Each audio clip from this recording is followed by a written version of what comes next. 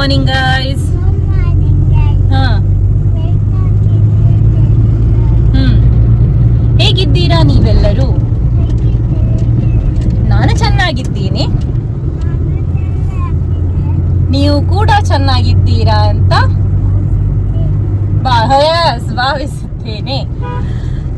So guys, ನಾವು ಇವತ್ತು ಹೋಗ್ತಾ ಇರೋದು ಸ್ವಿಮ್ಮಿಂಗ್ ಕ್ಲಾಸ್ ಮತ್ತು Dharmasthala summer holiday. So guys, ನಾವಿವತ್ತು ಹೋಗ್ತಾ ಇರೋದು ಸ್ವಿಮ್ಮಿಂಗ್ ಪೂಲ್ ಮತ್ತು ಧರ್ಮಸ್ಥಳಕ್ಕೆ. Welcome to my channel. ಇವತ್ತು ಓಪನಿಂಗ್ ನನ್ನ ಮಗನ ಜೊತೆಗೆ ತಗೊಂಡಿದ್ದು. So again welcome to dream journey blog. ನಾನು ಈ ವಿಡಿಯೋ ಮಾಡಿದ್ದು ಒಂದು ವಾರದ ಹಿಂದೆಯೇ. ನನಗೆ ತುಂಬ ಅಂದರೆ ತುಂಬ ಬ್ಯುಸಿ ಇತ್ತು, ಸೊ ನನಗೆ ವಾಯ್ಸ್ ಓವರ್ ಕೊಡಲಿಕ್ಕೇ ಆಗ್ತಾ ಇರಲಿಲ್ಲ. ಸೊ ಇದು ಬಂದು ನಾವು ಪೂಲಿಗೆ ರೀಚ್ ಆಗಿದ್ದೀವಿ. ಇವನಿಗೆ ಇದೊಂದು ಸ್ವಿಮ್ಮಿಂಗ್ ಕಾಸ್ಟ್ಯೂಮ್, ಅಂದರೆ ಇದನ್ನು ಆನ್ಲೈನ್ ಆರ್ಡ್ರ್ ಮಾಡಿದ್ದು ನಾನು. ಇದು ಬಂದಿರಲಿಲ್ಲ, ಸೊ ಅವನು ಫುಲ್ ಟ್ಯಾನ್ ಆಗಿ ಹೋಗಿದ್ದ. ಸೊ ಈಗ ಬಂದಿದೆ ಇದು. ಈಗ ಒಂದು ಸ್ವಲ್ಪನಾದರೂ ಓಕೆ. ಫಸ್ಟ್ ನಾನೊಂದು ಪ್ಯಾಂಟ್ ತರಿಸಿದ್ದೆ, ಶಾರ್ಟ್ಸ್.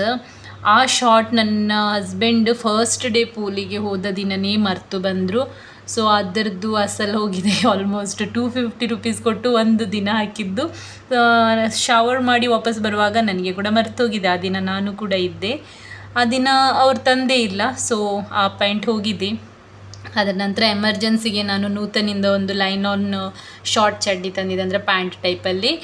ಅದು ಹಾಕಿ ಮಾಡ್ತಾ ಇದ್ದ. ಬಟ್ ಅವನಿಗೆ ಟೀ ಶರ್ಟ್ ಹಾಕಲಿಕ್ಕೆ ಆಗ್ತಾ ಇರಲಿಲ್ಲ, ಬಿಕಾಸ್ ಟೈಟ್ ಫಿಟ್ಟಾಗಿ ಯಾವುದಾದ್ರೂ ಒಂದು ಟೀ ಶರ್ಟ್ ಆರ್ಡ್ರ್ ಮಾಡಬೇಕಿತ್ತು. ಬಟ್ ನಾನು ಇದನ್ನು ಮತ್ತು ಫುಲ್ ಈ ಥರ ಒಂದು ಕಾಸ್ಟ್ಯೂಮ್ ಆರ್ಡ್ರ್ ಮಾಡಿದ್ದೀನಿ. ಈಗ ಫ್ಲೋಟ್ ತೆಗೆದು ಕೂಡ ಸ್ವಿಮ್ಮಿಂಗ್ ಮಾಡ್ತಾನೆ, ನೀವು ನೋಡ್ಬೋದು. ಫ್ಲೋಟ್ ತೆಗೆದು ಮಾಡ್ತಾ ಇದ್ದಾನೆ. ಅವನಿಗೆ ಇವತ್ತು ತುಂಬ ಅಂದರೆ ತುಂಬ ಖುಷಿ. ಫಸ್ಟ್ ಆಫ್ ಆಲ್ ಎಲ್ಲರೂ ಬಂದಿದ್ದೀವಿ ಅಂತ ಹೇಳಿ. ಆಶ್ವಿಲ್ ಕೂಡ ಇದ್ದಾನೆ ಮತ್ತು ಜೀತು ಕೂಡ ಇದ್ದಾನೆ ಅಂತ ಹೇಳಿ. ಅದರ ನಂತರ ನಾವು ಸ್ವಿಮ್ಮಿಂಗ್ ಮುಗಿಸಿ ಈಗ ಹೊರಟಿದ್ದೀವಿ ಧರ್ಮಸ್ಥಳಕ್ಕೆ. ಮಕ್ಕಳಿಗೆ ಮತ್ತು ನಮಗೆ ಸೇರಿ ನಾನು ಎಲ್ಲರಿಗೂ ಫ್ರೂಟ್ಸನ್ನು ಸಪ್ರೇಟ್ ಟಿಫಿನಲ್ಲಿ ಪ್ಯಾಕ್ ಮಾಡಿ ಬಂದಿದ್ದೆ. ನಾನು ಜಂಕ್ ಫುಡ್ಡಲ್ಲಿ ಸ್ವಲ್ಪ ಹಿಂದೆ, ಫ್ರೂಟ್ಸಲ್ಲಿ ಸ್ವಲ್ಪ ಜಾಸ್ತಿ. ಸೊ ನಮಗೆ ಕೂಡ ಫ್ರೂಟ್ಸ್, ಅವರಿಗೆ ಕೂಡ ಫ್ರೂಟ್ಸ್ ತಂದಿದ್ದೆ. ಸೊ ತಿಂತಾನೆ ಈಗ ಹೊರಟಿದ್ದೀವಿ ಧರ್ಮಸ್ಥಳಕ್ಕೆ.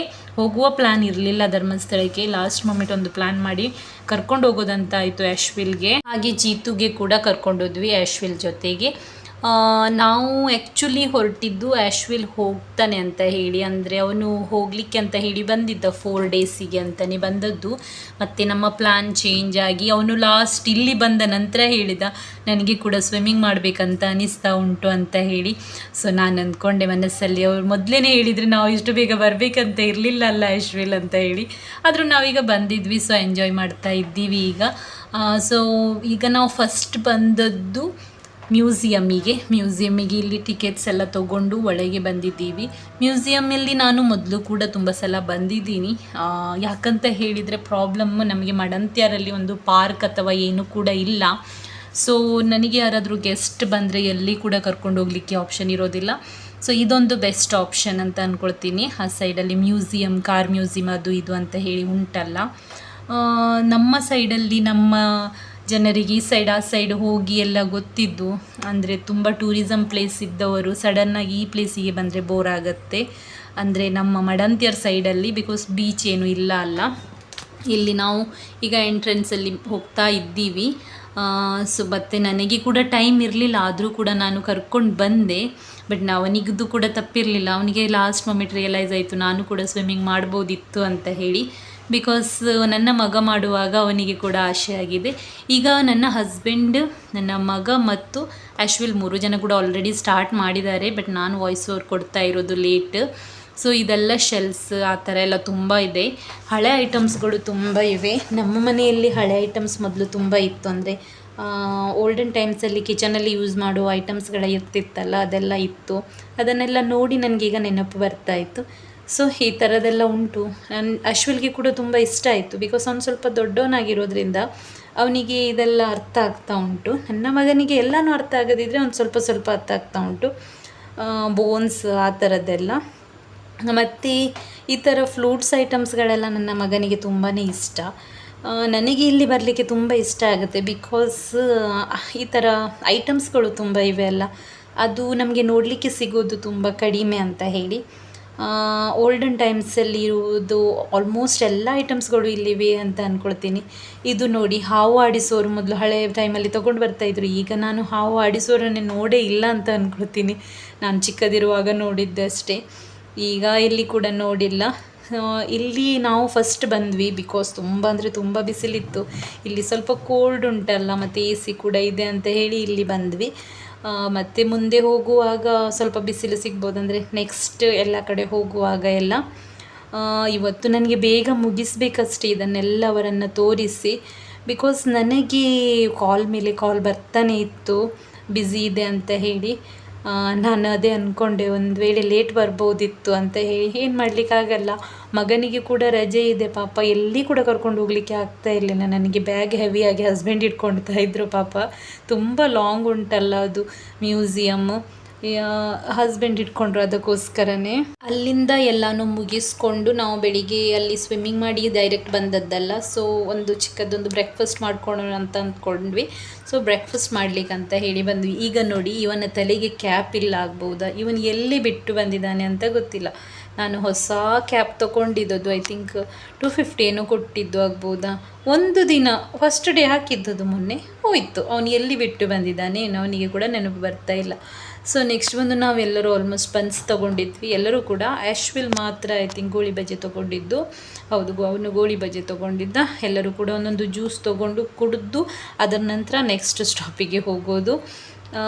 ಬ್ರೇಕ್ಫಾಸ್ಟ್ ಮಾಡಿ ಬಂದಿದ್ವಿ, ಆದರೂ ಕೂಡ ತುಂಬ ನಡೆದಿದ್ದೇವಲ್ಲ. ಮ್ಯೂಸಿಯಂ ತುಂಬ ದೊಡ್ಡದುಂಟು, ಅದರಲ್ಲಿ ಹೊರಗಡೆ ತುಂಬ ಆಟದ ಸಾಮಾನು ಕೂಡ ಇತ್ತು ಅಲ್ಲಿಯೇ ಅಂಗಡಿಯಲ್ಲಿ. ಇವನು ಹಠ ಮಾಡ್ತಾ ಇದ್ದ, ಮತ್ತು ಇವನಿಗೊಂದು ಇದೇನು ಏಮ್ ಮಾಡೋದಿರ್ತದಲ್ಲ, ಅದರಲ್ಲಿ ಹಾಕೋದು ಬಾಲ್ಸ್ ಎಲ್ಲ, ಅದೊಂದು ತೆಗಿಸಿ ಕೊಟ್ವಿ. ನೆಕ್ಸ್ಟ್ ಈಗ ಹೊರಟಿದ್ವಿ ನಾವು ಪಾರ್ಕಿಗೆ. ಅಲ್ಲಿ ಪಾರ್ಕಲ್ಲಿ ಇದು ಉಂಟಲ್ಲ ಫಿಶ್, ಅದನ್ನು ತೋರಿಸ್ಲಿಕ್ಕೋಸ್ಕರ. ನಾನು ದೇವಸ್ಥಾನದ ಒಳಗೆ ಹೋಗಲಿಕ್ಕೆ ನನಗೆ ತುಂಬ ಇಷ್ಟ ಉಂಟು, ಯಾವಾಗ ಹೋಗೋದು ಗೊತ್ತಿಲ್ಲ.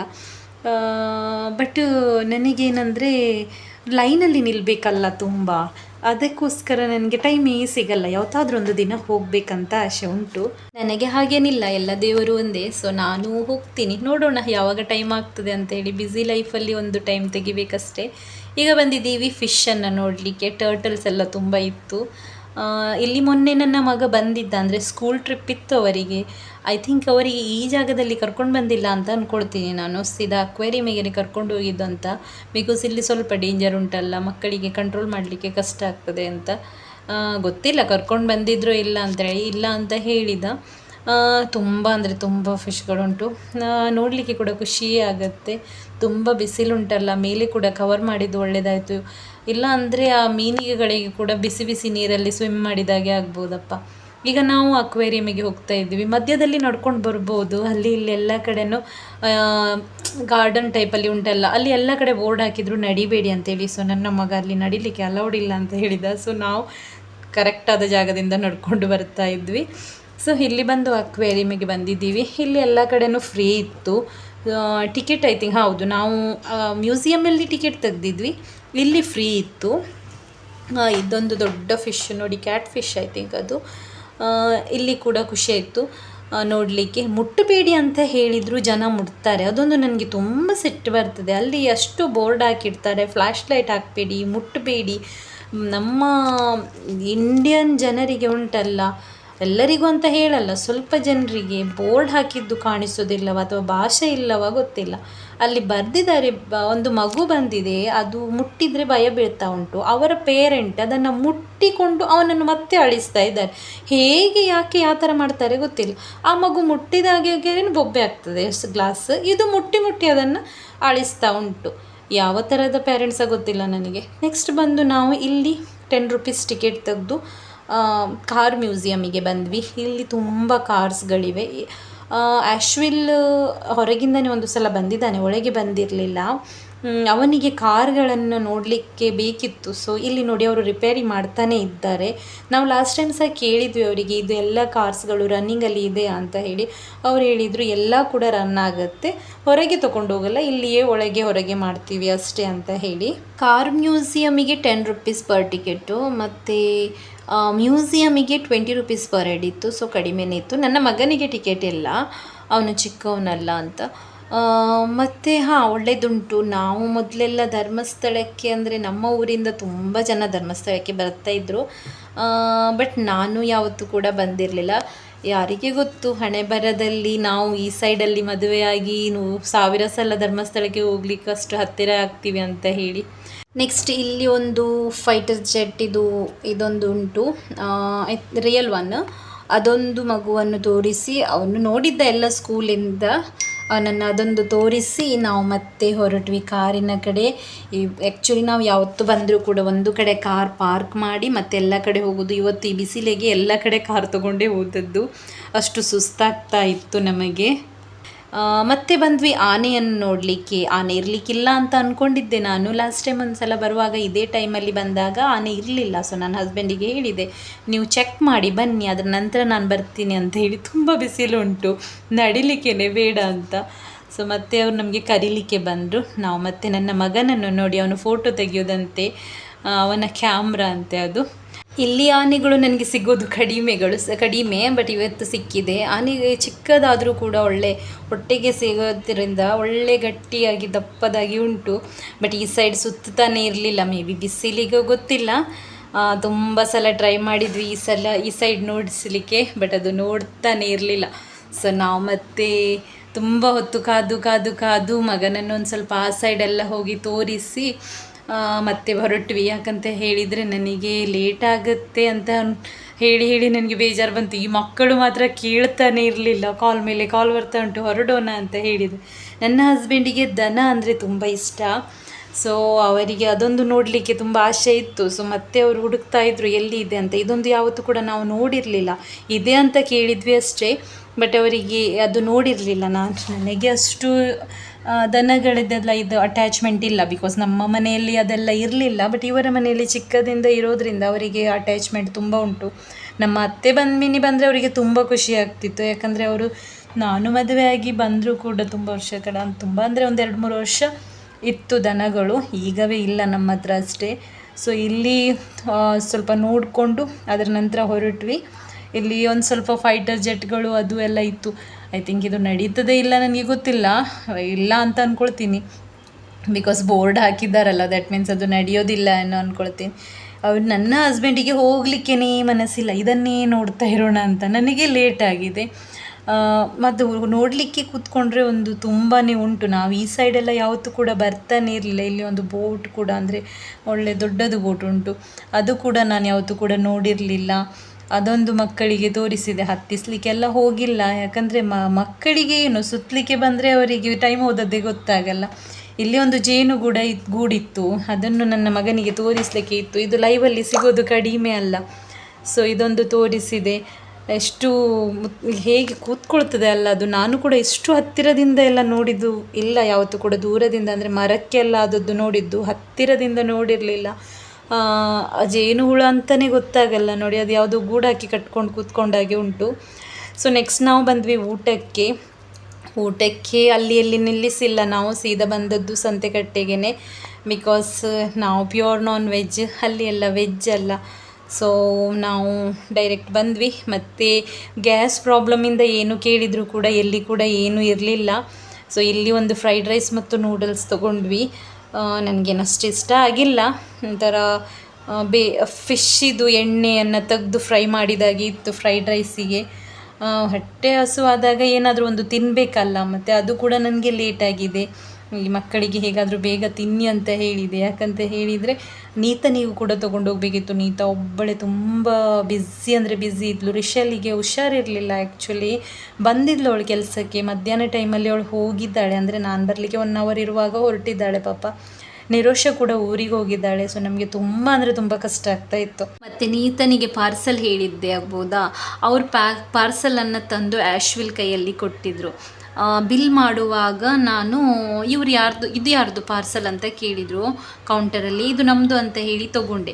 ಮನೆಗೆ ಬಂದು ನೋಡುವಾಗ ಉಂಟಲ್ಲ, ನನಗೆ ಗೊತ್ತಿಲ್ಲ, ನನ್ನ ಕೈಯಲ್ಲಿದ್ದದ್ದು ಆಶ್ವಿಲ್ಗೆ ಗೊತ್ತಿಲ್ಲ, ಆಶ್ವಿಲ್ ಕೈಯಲ್ಲಿದ್ದದ್ದು ನನಗೆ ಗೊತ್ತಿಲ್ಲ. ಸೋಫಾದಲ್ಲಿ 2 ತೊಟ್ಟೆ ಉಂಟು, ಅವನು ತಂದಿಟ್ಟಿದ್ದಾನೆ, ನಾನು ಕೂಡ ತಂದಿಟ್ಟಿದ್ದೀನಿ. ಅದರ ನಂತರ ನಾನು ಹೇಳಿದೆ ಇದೇನು 2 ತೊಟ್ಟೆ ಅಂತ. ಚೆಕ್ ಮಾಡಿದರೆ ಅದರಲ್ಲಿ ಒಂದು 1/2 ಬಿರಿಯಾನಿ ಮತ್ತು 6 ಪೀಸ್ ಕಬಾಬ್ ಏನೋ ಇತ್ತು ಎಕ್ಸ್ಟ್ರಾ. ವಾಪಸ್ ಮತ್ತೆ ನಾನು ಗೂಗಲಿಂದ ನಂಬರ್ ತೆಗೆದು ಅವರಿಗೆ ಕಾಲ್ ಮಾಡಿ ಅವರಿಗೆ ಗೂಗಲ್ ಪೇ ಮಾಡಿದ್ದು ನನಗೆ. ಯಾಕೆ ಯಾರಿದು ಧರ್ಮಕ್ಕೆ ಅಲ್ಲ, ಪಾಪ ಅವರು ಕೂಡ ಕಷ್ಟಪಡೋದಲ್ಲ. ಮತ್ತು ನಾವು ಕೊಲ್ಪದ ಬೈಲಲ್ಲಿ ಒಂದು ಸ್ಟಾಪ್ ಮಾಡಿದ್ವಿ. ಬೊಬ್ಬೆ ಶುರುವಾಯಿತು ನನ್ನ ಮಗೊಂದು, ನೀನು ಐಸ್ ಕ್ರೀಮ್ ತೆಗಿಸಿ ಕೊಟ್ಟಿಲ್ಲ ಅಂತ ಹೇಳಿ. ಕೊಲ್ಪದ ಬೈಲಲ್ಲಿ ಒಂದು ಐಸ್ ಕ್ರೀಮ್ ತೊಗೊಂಡ್ವಿ, ಒಳ್ಳೆಯದಿತ್ತು. ಅಲ್ಲಿ ಒಂದು ಐಸ್ ಕ್ರೀಮ್ ಎಲ್ಲರಿಗೂ ಕೂಡ ತೊಗೊಂಡು ತಂದು ಪಾರ್ಸೆಲ್ ತೊಗೊಂಡು ನಾನು ಸ್ನಾನ ಮಾಡಿ ಹೋದೆ ಸಲಾನ್ಗೆ. ನಾನು ಇದು ತೆಗ್ದದ್ದು ನೈಟಲ್ಲಿ ನಾವು ಒಂದು ಶಾರ್ಟ್ ಮಾಡಲಿಕ್ಕೆ ಇತ್ತು. ಅಂದರೆ ಕೆಲಸದಿಂದ ಬಂದ ನಂತರ ಕಷ್ಟ ಆಗ್ತದೆ, ಈಸಿ ಇಲ್ಲ. ಶಾರ್ಟ್ಸ್ ಎಲ್ಲ ಮೂವ್ ಆಗದಿದ್ದರೆ ತುಂಬ ಅಂದರೆ ತುಂಬ ಬೇಜಾರಾಗ್ತದೆ. ಬಿಕಾಸ್ ಎಲ್ಲ ಕಡೆ ನೋಡ್ಕೊಳ್ಬೇಕಾಗ್ತದೆ, ಅದರಲ್ಲಿ ಕೂಡ ಮೂವ್ ಆಗದಿದ್ದರೆ ತುಂಬ ಬೇಜಾರಾಗ್ತದೆ. ಸೊ ನಾವಿಲ್ಲಿ ಶಾರ್ಟ್ ಮಾಡ್ತಾ ಇದ್ವಿ. ನಮ್ಮದು ಬ್ಯಾಗಿದ್ದು ಶಾರ್ಟ್ ನೋಡಿರ್ಬೋದು ನೀವು, ಅದರದ್ದು ಶಾರ್ಟ್ ಮಾಡುವಾಗ ಒಂದು ನಕ್ಕು ಸತ್ತಿದ್ದೀವಿ.